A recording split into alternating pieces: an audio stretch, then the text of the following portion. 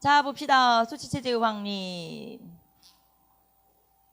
자, 수치라고 하는 건 세금 걷는 걸 얘기하는 거죠. 백성들이 국가에게 세금을 내는 거. 그런 걸 수치제도라고 하고, 이 수치제도는 통일신라 시대부터 조금씩 정비되기 시작한 거죠. 거의 비슷하게. 자, 정비가 되었다라는 거고요. 그 다음에 맨 밑에 보시면 조와 세의 구분이 나와 있죠. 자, 수조권자가 세금을 걷어서 그 중에서 15분의 1을 원래는 나라에 바쳐야 되는데, 자, 세금 걷는 걸 조, 그 다음에 나라에 바치는 걸 세라고 했지만, 관수관급제가 실시되면서 이 구분이 애매해져 버리게 되는 거죠. 어차피 관청에서 얻어서 관청에서 관리한테 줄 거니까. 그래서 맨 밑에 보시면 성종 때 관수관급제가 실시되면서 조와 세의 구분이 사라지게 되고, 이때부터는 그냥 조세라고 통칭하게 되었다라는 거. 앞에서 했던 내용이니까 한번 보고요. 자, 그 다음에 한 장 넘겨서 이제 전세부터 봅시다. 자, 세금 내는 거는 항상 세 가지. 하나는 전세, 토지에 대한 세금을 얘기하는 거죠. 토지세, 전세. 자, 이거는 토지에 대한 세금을 얘기하는 거고, 당연히 토지세니까 쌀로 내겠죠. 자, 쌀로 세금을 걷는다. 그래서 처음에 조선 초기 또는 과전법 체제라고 표현해요. 과전법 체제라는 건 과전법이 실시되는 시기에 세금을 걷었다라는 뜻이니까 그냥 조선 초기라고 보시면 되고요. 자, 이때는 얼마 내는 거냐? 수확량의 10분의 1을 세금으로 내는 거죠.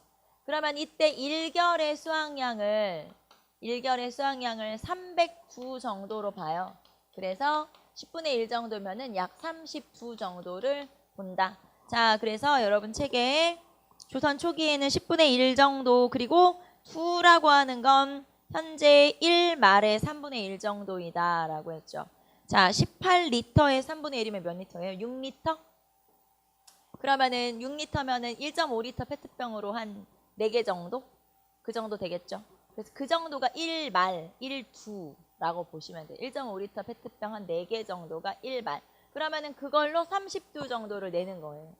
그게 이제 이 10분의 1 정도의 세금이다라고 보시면 되고요. 잘 와닿진 않죠. 잘 모르겠죠. 많은지 적은지도 잘 모르겠고, 뭐 그렇다고 칩시다. 네. 자, 어쨌든 이 정도 세금을 냈었다라고 하는 거고요. 자, 그러다가 중간에 답험 손실의 폐단이 나타나게 되죠. 이거는 우리 앞에서 했으니까 관리가 직접 답사를 해서 손실을 결정하는 건데, 자, 이거에 문제가 생기더라. 왜냐면 뇌물을 주거나 아니면은 뭐 먹을 걸 주거나 이렇게 하는 농민들한테는 세금을 줄여주고, 그 다음에 이런 걸 안 하는 그냥 원칙대로 내는 농민들한테는 세금을 더 많이 부과하고, 이런 일들이 생긴다. 답험 손실이라고 하는 건 관리가 농민에게 세금을 직접 거들어가서 나타나는 문제점이에요. 자, 그래서 이게 굉장히 문제가 크더라.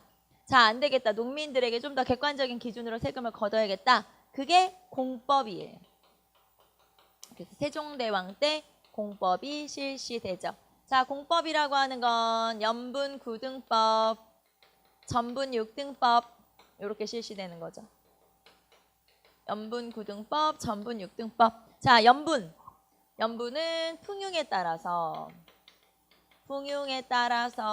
최고 20도에서 여기는 이제 상상년일 경우에, 그 다음에 최하 4도까지 차등 지급하는 거를 얘기하죠.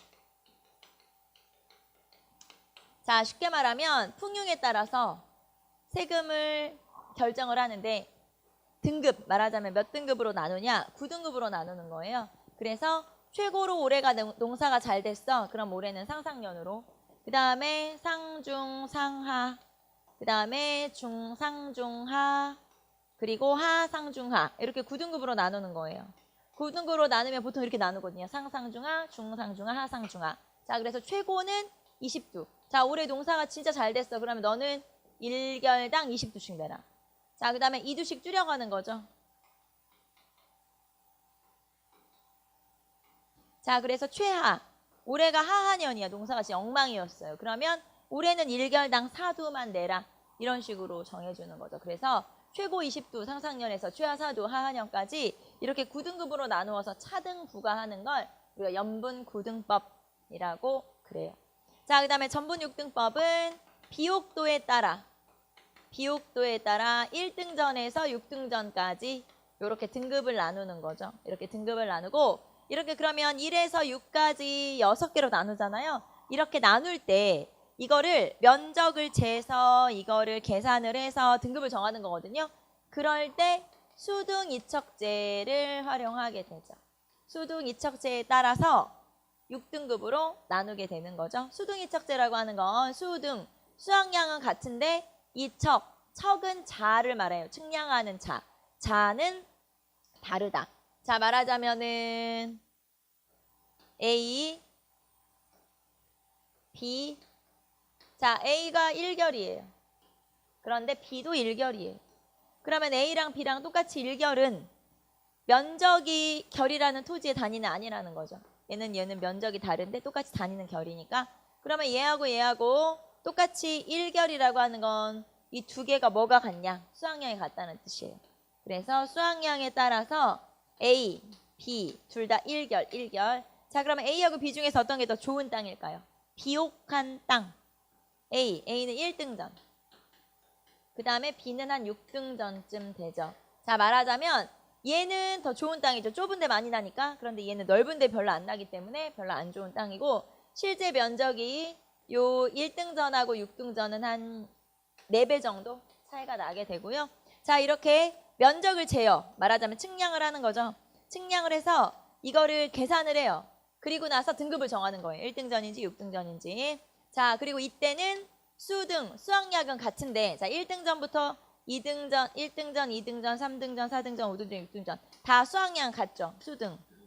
하지만 이거를 측량할 때는 아직까지 도량형이 발전하기 전이기 때문에 전부 다 다른 길이의 자를 사용해야 돼요. 쉽게 말하면 지금으로 따지면 줄자가 6개 필요한 거예요. 왜? 6등전이니까. 왜냐하면 아직까지 이 도량형, 이 측량하는 자가 발전하기 전이거든요. 그래서 자가 별로 안 좋아가지고 자를 여러 개 써야 된다. 그게 수등 이척제라고 하는 거예요. 자, 어쨌든 수등 이척제에 따라서 여러 개의 자를 사용해서 비옥도에 따라 6등급으로 나누는 거구나라는 거. 자, 그러면 염분 구등법과 전분 육등법이 있는데 자, 이 중에서 염분 구등법은 풍흉에 따라서 세금을 내는 거죠. 자, 그러면 풍흉에 따라서 세금을 내면 이거는 얼마에 한 번씩 바뀌는 거냐. 즉 작년에는 내가 상상년이었지만 올해는 내가 하한년일 수가 있어요. 왜냐면은 작년에는 풍년일 수도 있고 올해는 흉년일 수도 있죠. 이거는 매년 바뀌는 거예요. 풍흉이라고 하는 건. 자, 그런데 비옥도라고 하는 건 작년에 내 땅은 1등전이었는데 올해 갑자기 6등전으로 바뀌었다. 이런 거는 없어요. 무슨 말이냐면 비옥도라는 건 땅의 성질이에요. 땅의 성질은 안 바뀌어요. 뭐 여러분 성격도 잘 안 바뀌는데 땅이라고 바뀌겠어요? 성질은 안 바뀌어.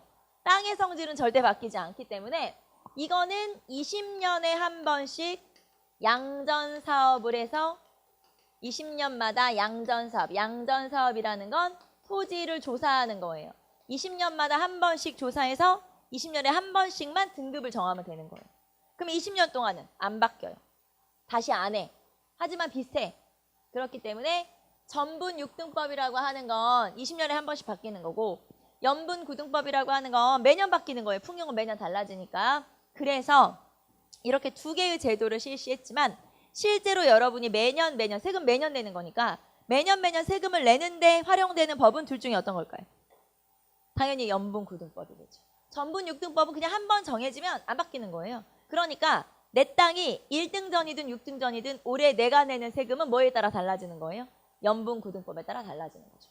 왜냐하면 전분 6등법은 20년에 한 번씩만 바뀌기 때문에 내가 몇 등전을 가지고 있는지는 세금 내는데 별로 영향이 없거든요. 무슨 말인지 이해돼요? 그래서 얘는 20년에 한 번씩만 계산하면 되고 하지만 내가 올해 세금 낼 때는 뭐에 따라 세금 내냐? 염분 9등법에 따라서 세금을 내는 거죠. 그래서 어쨌든 두 개 이렇게 풍흉에 따라서 또는 비옥도에 따라서 등급을 정하는 거는 세종 때 정한 제도지만 실제로 세금을 내가 매년 내는데 활용되는 법은 둘 중에서 얘다 얘. 염분 9등법이다. 이렇게 보는 거고요. 자, 그 다음에 그러면 세종대왕 때 실시된 이 공법, 요 두 가지 공법. 자, 신하들이 이거를 또 실시하려고 하니 엄청 반대가 심했어요. 뭐든 새로운 걸 실시하려고 하면 기득권들의 반대, 기득권층의 반대가 있게 마련이죠. 그래서 세종대왕은 농민들한테 설문조사를 했어요. 17만 명에게 농민들에게 물어봤어요. 이거 어떠냐? 물어봐서 이 데이터를 쫙 모아서 이거를 그 반대하는 신하들한테 제시를 했죠. 야, 농민들이 이렇게 원하는데 니들이 뭔데? 뭐 이러면서 그래서 그런 식으로 많은 조사를 통해서 실시한 제도가 바로 공법이라고 하는 거예요. 근데 문제는 이렇게 좋은 제도도 시간이 많이 지나면 당연히 문제점이 생길 수밖에 없고, 자, 어떤 문제점이 생기냐면, 자, 여러분은 20두씩 낼 거예요? 세금을 사두 낼 거예요? 그렇죠. 사두. 나는 사두. 당연한 거 아니에요. 다 최저율을 적용하고 싶어 하죠. 그러다 보니까 나중에는 풍융에 따라서 정해야 되는데 풍융에 상관없이 그냥 우리들끼리 정하는 거예요. 야, 사두씩 내. 이런 식으로.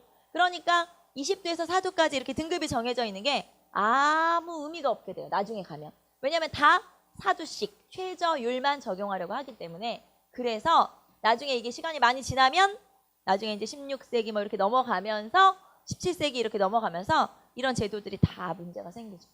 그래서 나중에 17세기 인조 때 이 제도를 바꿔요. 뭘로? 영정법으로. 영정법이라고 하는 건 풍융에 관계없이, 여기는 풍융에 따라서 아니고 풍융에 관계없이 1결당 사두로 고정. 아예 딱 정해버리는 거예요. 어차피 다 사두만 내는데 뭐 사두로 고정. 이렇게 하는 제도를 영정법이라고 해요. 자, 그래서 전세에서는 이렇게 바뀌고 이 중에서는 당연히 공법이 제일 중요하겠죠. 여러분은 공법을 알아야 되겠죠. 자, 그 다음에 우리는 공납 갑시다. 자, 공납은 집집마다 내는 세금이에요. 제가 지금 집 호자를 쓴 거예요. 호세, 집집마다 내는 세금이고요. 자, 그리고 세금은 뭘로 내는데? 특산물로 내는 거예요. 자, 세금을 특산물로 내는데 매년 세금은 내야 되죠. 상공. 자, 그 다음에 별도로 그때그때 필요한 거 있으면 내라. 별공. 자, 그 다음에 야, 우리 마을에서 임금한테 바칠 거니까 좋은 걸로 만들어내라. 이런 걸 진상이라고 하고요. 이 중에서 진상은 조선시대에부터 조선시대에만 있었죠. 그러니까 고려시대는 뭐만 있었던 거예요? 상공, 별공만 있었던 거예요. 진상은 없었고 조선시대에 와서 임금한테 바칠 거니까 좋은 걸로 내라.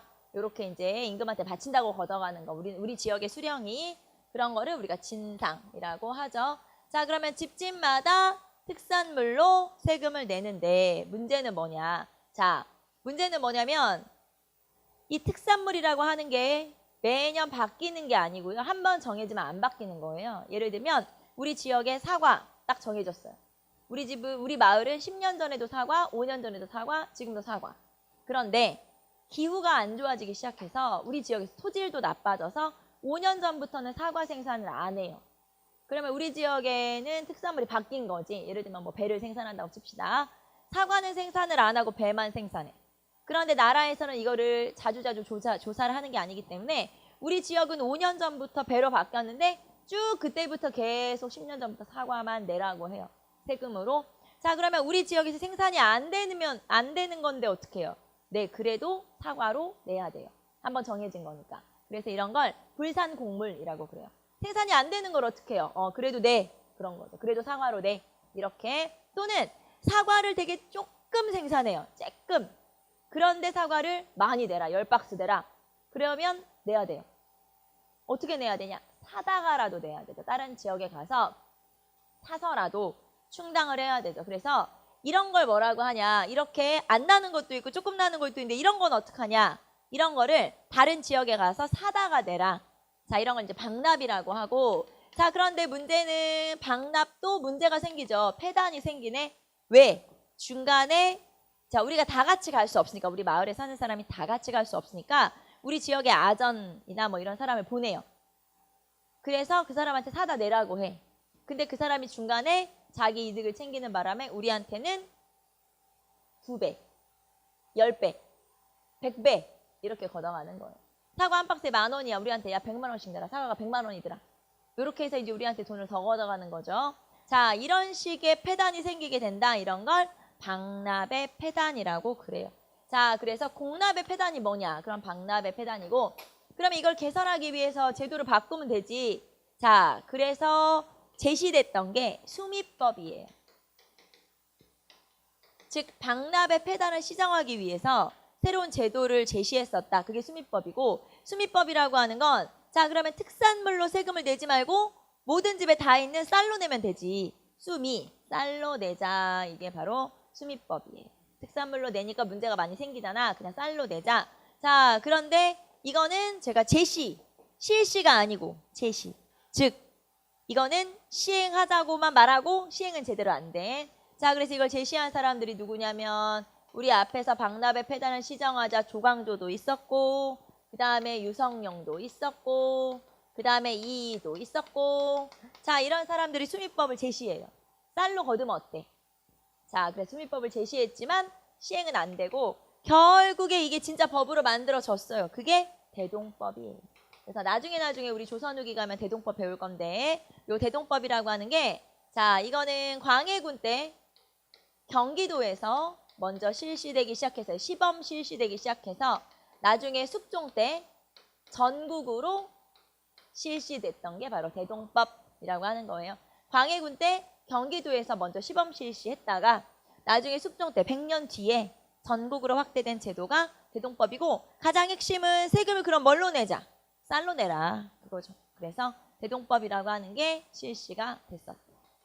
자, 여기서는 박납의 폐단. 요거 알아두시면 되겠죠. 아, 공납의 폐단을 박납이라고 하는구나. 자, 그 다음에 상공별공 진상 중에 조선시대에 새로 생긴 건 진상이구나. 자, 그리고 이거는 우리가 고려시대도 했던 거예요. 공납은 전세보다 더 힘들어. 전세보다 부담이 크다. 왜냐면 가난하든 부자든 똑같이 내야 되는 세금이기 때문에 전세는 땅이 없으면 안 내도 돼요. 조금 내도 되고. 하지만 이거는 부자든 가난하든 똑같이 내야 되기 때문에 나는 전세보다 공납 내는 게 더 힘들더라. 그래서 전세보다 더 큰 부담이다라는 거. 자, 그 다음에 역으로 갑시다. 자, 역은 16에서 60세까지의 정남. 자, 역은 16에서 60세까지의 정남, 양인 남자, 성인 남자를 얘기하는 거고요. 역이라고 하는 건 군역과 요역이 있죠. 군역이라고 하는 건 군대 가는 거죠. 우리 앞에서 보법으로 운영된다고 했고요. 자, 그래서 정군과 보인으로 이렇게 보법으로 운영된다고 했고, 그 다음에 요역이라고 하는 건, 자, 봅시다. 요역은 사람들의 노동력을 제공하는 건데 그거에 대한 원칙이 있어요. 그래서 토지 8결당 1명, 1년에 6일 이내. 자, 이게 원칙이에요. 토지 8결당, 즉 우리 마을에 토지 8결당 1명씩만 데려다가 1년에 6일만 일시켜야 돼. 이게 원칙이죠. 이거는 성종 때 생긴 원칙. 하지만 이건 그냥 원칙이죠. 늘 예외가 있죠. 그래서 제대로 시행이 되지는 않았지만 어쨌든 이런 원칙을 가지고 있다. 자, 그러면 역이라고 하는 게 이제 나중에 어떻게 변했는지 봅시다. 자, 군역과 요역이 실시돼요. 군역, 군대도 가야 되고 1년에 몇 달 동안 군대로도 가야 되고 그 다음에 나머지 기간 동안에 역에 동원이 되는 거예요. 그래서 군역과 요역으로 이렇게 두 가지 다 해야 되는데, 자, 사람들이 둘 중에서 요역이 좀 힘들었어요. 그래서 요역의 기피 현상이 나타나요. 즉 요역을 안 하려고 하는 거 힘드니까 안 가려고 하는 거죠. 배째라 이거죠. 자, 그러자 결국에 어떻게 되냐. 요역의 기피 현상이 나타나게 되자 사람들이 군역을 데려다가 요역을 시켰어요. 군역의 요역화. 군인을 데려다가 요역을 시켰다는 거죠. 자, 그랬더니 이번에 사람들이 어디를 안 가려고 해? 군대를 안 가려고 하죠. 그래서 군역의 기피 현상이 나타나게 돼요. 기피는 안 가려고 하는 거예요. 자, 그래서 군역의 기피 현상이 나타나게 되는데 그러면 사람들이 군대를 직접 안 가려고 할 거 아니에요. 그 대신에 딴 사람을 보내거나 돈을 주서 뇌물을 쓰거나, 자, 딴 사람 대신 보내는 걸 대립제라고 그래요. 물론 불법이죠. 당연히 불법이고요. 대립제라고 하는 건 개인적 불법. 자, 내가 돈을 주고 딴 사람 대신 보내는 거. 그 다음에 방군수포제.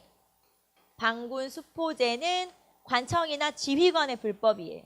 말하자면 내가 우리 지역에 우리 마을에 군사 지휘관이라고 칩시다. 하급 관료라고 칩시다. 그러면 자, 이제 군역 애들이 이제 군대를 와야 될 거 아니에요. 이제 군사 훈련도 받고 해야 되니까. 그런데 대립제로 맨날 오던 애들만 오는 거예요. 약간 모질한 애들, 약간 요런 애들이 돈 받고 그냥 군역을 대신 해주는 거지. 자, 그러니까 맨날 오던 애들만 오고 약간 모자란 애들만 오고 그러다 보니까 차라리 그 돈을, 딴 사람 쓸 돈을 나를 줘. 그러면 내가 포를 받고 군대를 방면 빼줄게. 차라리 나한테 내라. 뇌물을 받는 거예요. 뇌물 받고 군대를 빼주고, 대립제는 다른 사람을 대신 보내고, 이거는 개인적 불법, 이거는 관청이나 지휘관의 불법이 나타나게 되죠. 그러니까 군인들의 명단은 있는데 실제 군대 가는 사람은 없는 이런 현상이 나타나게 되자, 자, 그러면 차라리 나라에다가 세금으로 내면 그럼 다 군대를 빼줄게. 이렇게 되는 거예요. 자, 이 제도를 군적수포제라고 그래요. 군적수포제 또는 군포징수제, 중종 때. 이게 그냥 아예 법으로 만들어진 거죠. 자, 포를 내면 너를 군적에서 빼줄게. 이런 거에 말하자면. 그래서 세금을 걷고 그 대신 군대에서 빼주고 이런 제도를 실시하죠. 그러면 여기에서 세금을 얼마나 내는 거냐? 장정 한 명당 1년에 군포를 2필씩 내라. 군포를 2필씩 내라. 자, 이게 내용이었어요. 그러니까 군포를 내고 나는 군대를 안 가도 되죠. 그러면 나라에서 거둔 이 군포를 가지고 그러면 나라에서는 뭘 했어야 될까요?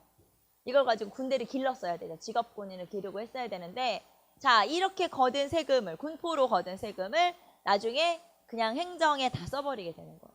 딴 데 써버리는 거죠. 군대를 키우는 데는 이 돈을 못 쓰고, 자, 그래서 막상 임진왜란이 딱 일어났을 때 제대로 된 군대가 없었던 이유는 다 이 돈을 군대를 기르는 데 쓰지 않고 딴 데 써버렸기 때문에 이런 식으로 제대로 된 군대가 없었던 이유가 바로 군적수포제를 실시했는데, 이 돈으로 군대를 기른 게 아니니까 나중에 문제가 생기는 거죠.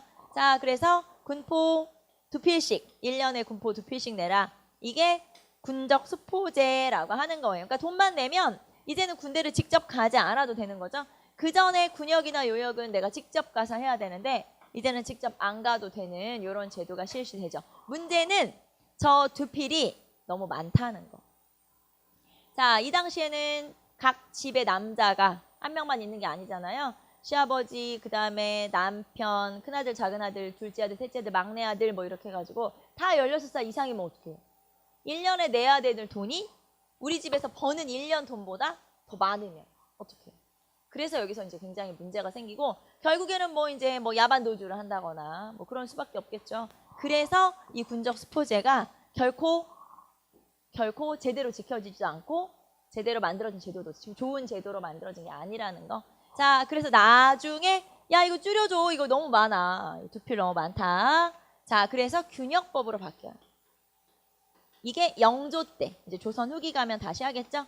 영조 때 균역법으로 바뀌어서 이걸 좀 줄여줘라. 그러니까 처음부터 줄여주려고 한 건 아니에요. 대책을 좀 세워봐라, 여러 가지. 그래서 이렇게 해볼까 저렇게 해볼까 막 한 다음에 결론은 줄여주자.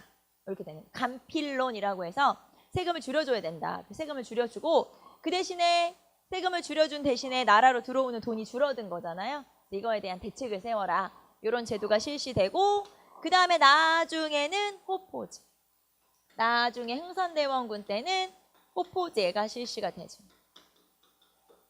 나중에 이 제도가 또 줄여줬는데도 너무 문제가 많아. 그래서 양반들 니들도 다 돼. 이렇게 되는 거예요. 그래서 이 군역제도는 역은 이제 이렇게 쭉 시행이 되다가 군적수포제, 균역법, 호포제 이렇게까지 한번 쭉 실시가 되죠.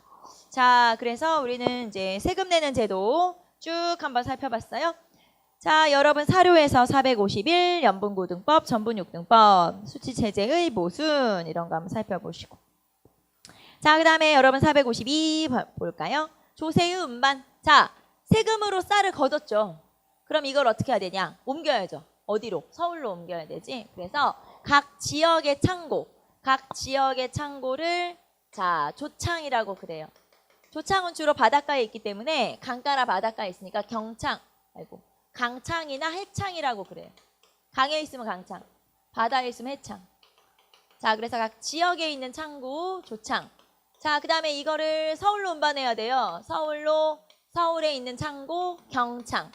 그래서 경창으로 운반을 하는데 서울에 있는 창고를 그냥 경창이라고 우리가 뭉뚱그려서 얘기하지만 예를 들면 뭐 광흥창도 있고 그 다음에 군자창도 있고 여러 가지가 있어요. 창고는 이제 지역에 따라서 또 이름이 있어요. 그래서 예를 들면 군자창은 군수비로 쓰고 광흥창은 관리들한테 월급 주는 데 쓰고 이런 식으로 서울에 있는 경창은 또 세분화시켜서 이름이 또 따로따로 있는 거죠. 자, 어쨌든 이렇게 옮겨. 그럼 뭘로 옮겨? 수로로 옮기는 거예요. 수로. 그래서 주로 조운을 이용하는데 수로로 이용하는데 자, 주로 강이나 바다를 이용해서 이렇게 수로로 옮기게 되어 있죠. 수운을 이용하게 돼요. 수운은 백길을 이용한다 이 말이에요. 자, 그러면 이렇게 조세를 이렇게 운송하는 제도를 뭐라 그래? 조세 운송이라고 해서 조운제도라고 해요. 자, 조운제도는 지역에 있는 조창에서 서울에 있는 경창으로 운반을 하는데 운반할 때 뭘로 해? 강이나 바다를 이용해서 배로 운반을 하는 거죠. 자, 그래서 조운제도 봅시다. 자, 그래서 세금을 이렇게 운반하는데 그런데 세금을 운반할 때 다 운반하는 게 아니고 운반을 안 하는 지역도 있어요. 그런 걸 익류지역 또는 익류제도라고 하는데 익류, 세금을 안 옮기는 거죠. 그러면 세금을 안 옮기고 어디다 써? 그냥 지네 지역에서 쓰는 거예요. 자, 그래서 익류제도 또는 익류지역 어딘지 써봅시다. 익류지역이라고 할게요. 자, 익류지역이 어디냐면 평안도, 그 다음에 함경도, 그 다음에 제주도. 평안도와 함경도와 제주도는 익류지역이죠. 자, 우리가 앞에서 사군육지 설치하면서 평안도와 함경도가 익류지역이다. 왜 그렇게 쭉 이어 내려온 거예요? 자, 그래서 평안도와 함경도는 익류지역이고요. 자, 그 다음에 제주도는 너무 멀어서 풍랑을 만나기 쉽고 그 다음에 사실 제주도에서는 다 현무암이기 때문에 쌀 생산이 잘 안 돼요. 굳이 서울까지 운반하느라고 힘쓰지 말고 그냥 써라 이거죠. 자, 특히 평안도와 함경도는 여러분이 좀 알아두시는데 평안도와 함경도는 사신접대비와 군사비로 써요. 사신접대비와 군사비, 국경지역이니까 사신이 오거나 할 때 또는 군사비로 쓰거나 그래서 평안도와 함경도는 사신접대비와 군사비. 자, 여러분은 어느 지역인지도 알아야 되고 어디다 쓰는지도 알아야 되겠죠. 그래서 이렇게 체크 한번 해두시면 되겠죠. 자, 그 다음에 공납, 그 다음에 군역, 아까 다 했던 거니까 한번 읽어보시고요. 자, 그 다음에 수치체제의 문란, 우리는 한꺼번에 해버렸는데 수치체제의 문란 보세요. 공납의 폐단은 방납, 네, 방납의 폐단. 공납의 폐단은 방납의 폐단. 자, 그래서 동그라미 3번 개혁안. 자, 이이와 유성용 등 수미법을 주장하기도 한다. 그래서 수미법이라는 건 쌀로 내자. 이게 이제 수미법이잖아요. 결국에는 맨 마지막에 광해군 때 실제로 대동법이라고 하는 제도를 실시하기도 하죠. 자, 그 다음에 한 장 넘겨서 군역의 폐단. 자, 군역의 폐단은 대립제, 방군수포제. 자, 그래서 결국에는 5번 군적수포제. 자, 그래서 군적수포제로 바뀌더라. 하지만 세금은 걷었지만 그거 딴 데 쓰고 군대는 없고 그래서 군사력은 엉망이고 이렇게 되는 거죠. 그래서 그런 문제점이 생긴다는 거 알아보시면 되겠고요. 그 체크 한번 해보시면 되겠고. 자, 그 다음에 환곡. 자, 그러면 세금은 아니지만 마치 세금처럼 돼서 굉장히 백성들이 힘들게 했던 게 바로 환곡이죠. 자, 환곡이라고 하는 건 결국에는 빈민 구제를 하기 위해서 봄에 빌려줬다가 가을에 갚도록 하는 거예요. 그런데 거기에서 이제 문제가 생기죠. 거기 보시면 환곡제 한번 볼까요? 환곡이라고 하는 건 빈민을 구제하는 제도인데요. 자, 그리고 빈민을 구제해서 봄에 빌려줬다가 가을에 갚도록 하죠. 춘대추납. 자, 그런데 이 제도를 15세기에는 어디서 빌려줬냐? 자, 이제 관청 이름이라고 보시면 돼요. 자, 의창에서 빌려줬어요. 고려시대에 의창 제도가 있었어요. 이게 이제 빈민을 구제하는 제도인데 여기서는 관청이라고 보시면 돼요. 자, 환곡 제도라고 하는 건 나라에서 빈민을 구제하기 위해 쌀 빌려주는 제도인데 15세기에는 어디서 빌려줬어? 의창이라는 관청에서 빌려줬어요. 그런데 여기에서는 원곡만 갚도록 했어요. 자, 그러니까 너 쌀 한 가마니 빌려갔어? 한 가마니만 갚으면 돼. 즉 이자가 없는 거죠. 그런데 문제는 빌려갔다가 가져오고 하면 이 쌀은 점점점 어떻게 될까요? 모곡은, 이건 모곡이라고 하거든요. 이제 전체 쌀. 모곡은 점점 어떻게 되냐면 줄어들겠죠. 아무래도 가져갔다가 좀 덜 가져올 수도 있고 하니까. 자, 그러다 보니까 이렇게 운영하면 안 되지. 16세기로 넘어가면 이거를 빌려주는 관청을 바꿔요. 그래서 어디서 빌려주냐면 상평창에서 빌려주죠. 원래 상평창은 물가를 조절하는 기구였죠. 그런데 이제 여기서는 환곡도 같이 하는 거예요. 말하자면.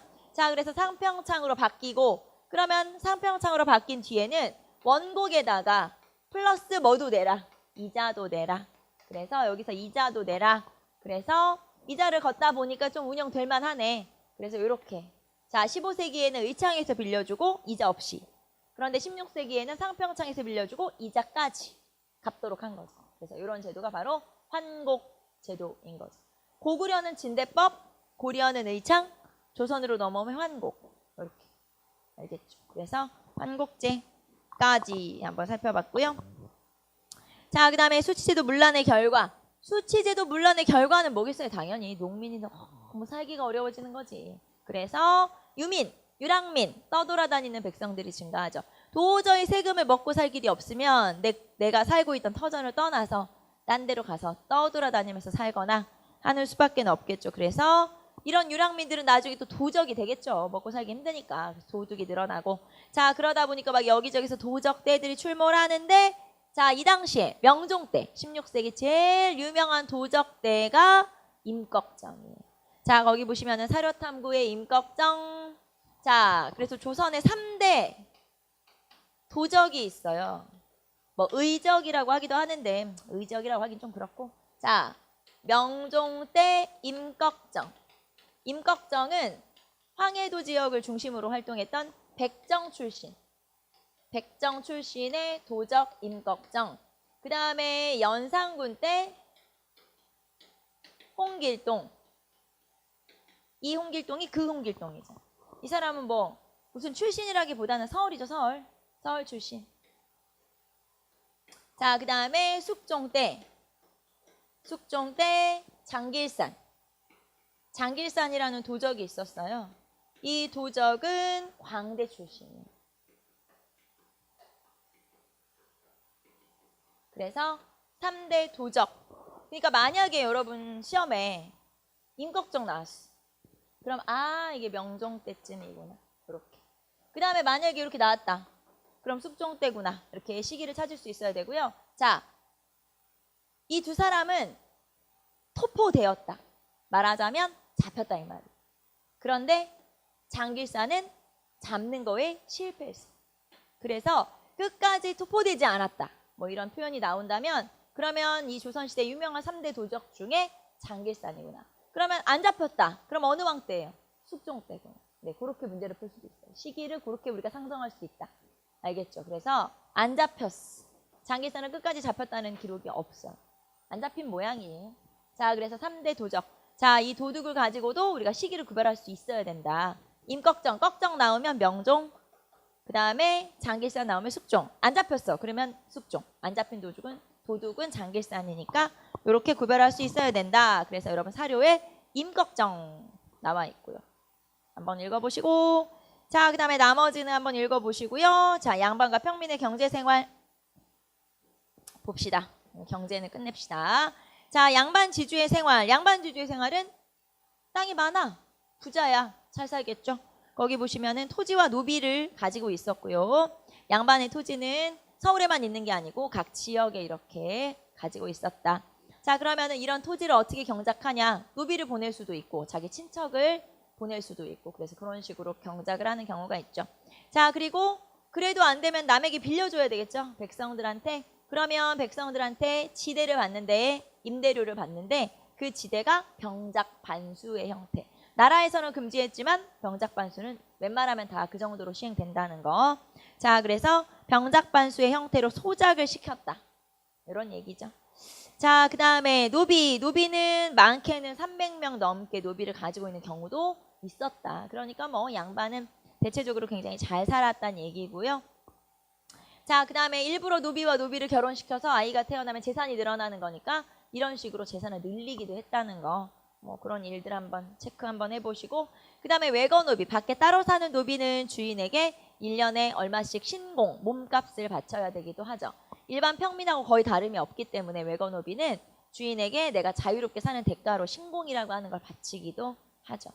자, 그 다음에 농민생활. 그럼 농민생활 같은 경우는 자, 귀족들이 또는 양반들이 이렇게 잘 사는 대신에 농민들은 그 반대로 굉장히 가난하게 살았고요. 그러면 농민들은 이렇게 가난하니까 이런 것들을 좀 개선하려면 결국에는 뭐 나라에서 뭘 해주는 건 아니잖아요. 자기들끼리 자구책, 스스로 뭔가를 찾아야 돼요. 그러면 농민들이 잘 살기 위해서 스스로 찾은 방식이라는 게 결국에는 농업기술의 발전인 거고요. 자, 그래서 459페이지 보시면 가로 3번 맨 밑으로 내려가시면 농업기술의 발달. 결국에는 농업기술의 발달이고요. 자, 그래서 조선 전기의 농업기술 체크 한번 해보세요. 첫 번째, 조보리 콩의 2년 3작의 윤작법이 널리 행해졌다. 자, 여기서 널리 행해졌다라는 건 확대 또는 일반화라고 했죠. 2년 3작의 윤작법이 시작된 건 고려시대고 이게 일반화되고 확대된 건 조선 전기.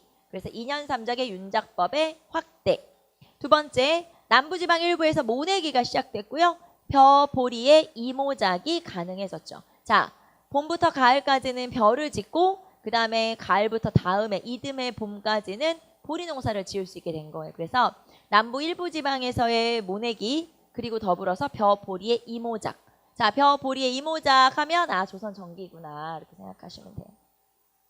자, 그 다음에 농서. 자, 농서. 농사직설과 금양잡록 등의 농서가 간행되죠. 이 중에서 세종대왕 때 편찬된 우리나라 최초의 농서가 농사직설이에요. 농민들의 실제 경험을 담은 세종대왕 때 실제 경험을 담은 농서, 최초의 농서. 이게 바로 농사직설이라고 하는 거고요. 자, 한 장 넘기시면 시비법 발달, 시비법 거름 주는 방식이 발전했어요. 그래서 상경이 가능해졌죠. 자, 그전에는 쉬어줘야 돼요. 휴경농법. 그런데 이제는 안 쉬어도 돼요. 즉 연속해서 경작이 가능하다. 즉 연작 상경이 가능하고 휴경지는 사라지게 되죠. 그래서 휴경지 소멸. 자, 그 다음에 나머지 뭐 농기구 개량 그리고 목화 재배 확대. 자, 목화를 가지고 들어온 건 문익점. 네, 문익점. 자, 그래서 문익점이라고 하는 사람이 목화를 가지고 들어갔고요. 그 다음에 목화를 가지고만 들어가고 재배에만 성공했지만 이게 이제 전국으로 확대된 거는 조선 전기. 조선 전기의 목화 재배가 확대되었다. 얼마 전에 제가 좀 특이한 이름의 커피를 마셨어요. 그냥 왜 원두 같은 거 이렇게 팔잖아요. 어떤 가게 같은 데서. 그래서 이제 거기 갔다가 우연히 특이한 이름의 커피를 마시게 됐죠. 커피 이름이 바비부단이에요. 이런 거 있어요. 예, 있어요. 저도 커피를 막 좋아하진 않지만 어쨌든. 근데 그 이제 원두를 사서 커피를 마셨는데 커피가 맛있더라고요. 나중에 알고 보니까 그 바비부단이라는 사람이 인도에 커피 콩을 몇 개 가지고 들어간 거예요. 몰래. 문익점이지. 그래가지고 커피를 키운 거야. 그래서 커피가 확대가 됐어. 그래서 아, 비슷한 사람이 또 다른 나라에는 있구나. 우리나라는 목화였고 거기는 커피였던 거지. 그래서 되게 신기하더라고요. 이 문익점 같은 인간이 있구나 또. 한 명만 있는 게 아니구나. 그런 생각을 했었죠. 자, 어쨌든 목화 재배 확대, 의생활 개선. 자, 드디어 이제 우리가 목화를 가지고 널리 확대돼서 옷을 이제 훨씬 잘 입을 수 있게 된 거죠. 따뜻하게. 자, 그러면 이렇게 여러 가지 농업 기술이 발전했어도 여전히 농민은 가난하고 어렵고 힘들고 그런 내용이에요. 그래서 밑에 보시면 자, 그러면 농민들이 막 농토를 이탈하거나 떠돌아다니거나 도적이 되거나 그러면 안 되겠죠. 왜냐면 그렇게 되면 세금을 제대로 못 걷고 그럼 재정이 어려워지니까 결국에는 농민들은 이탈을 하지 못하게 막아야 돼요. 그래서 농민 이탈 방지책 맨 밑으로 내려가시면 농민 이탈 방지책이 나와요. 첫 번째 호패법을 강화한다. 자, 호패법을 처음 실시한 건 어느 왕 때? 태종 때. 자, 그리고 강화하게 되죠. 자, 이 호패법을 강화한다는 건 지금으로 하면 주민등록 검사 자주 해서 어디로 도망 못 가게 하는 거예요. 그 다음에 오가작통법. 자, 오가작통법은 그전에도 실시됐지만 이게 법제화된 건 아까 어느 왕이라고 했냐면 성종 때. 그쵸? 한 명의 건의에 의해서 법제화된 건 성종이라고 했죠. 그게 바로 오가작통제. 말 그대로 오가 5집씩 묶어서 1통, 한 통으로 묶는 거죠. 1통으로 묶어서 서로 감시하게, 도망 못 가게 하는 거. 그게 오가작통제라고 하는 거예요. 자, 그리고 구황차료, 즉 농민들이 너무 가난하고 먹고 살기 힘드니까 그런 걸 좀 보완하기 위해서 뭐 이제 쌀 떨어지면 먹을 수 있는 거 뭐 이런 거 막 적어놓은 책이 있어요. 빈민을 구제하거나 또는 이제 이런 어려운 사람들 도와주는 그게 구황차료라고 하는 거죠. 자, 한번 읽어보시고 자, 그 다음에 수공업 넘어갑시다. 수공업은 간단해요. 그냥 국가에서 수공업자를 등록을 시켜서 그 사람들한테 부역, 와서 일해라 이렇게 시키는 거죠. 그게 공장 안, 수공업자의 명단이 다 정해져 있고 적혀 있고 그 사람들을 동원해서 일을 시키는 거예요. 자, 그래서 국가 중심으로 운영되는구나.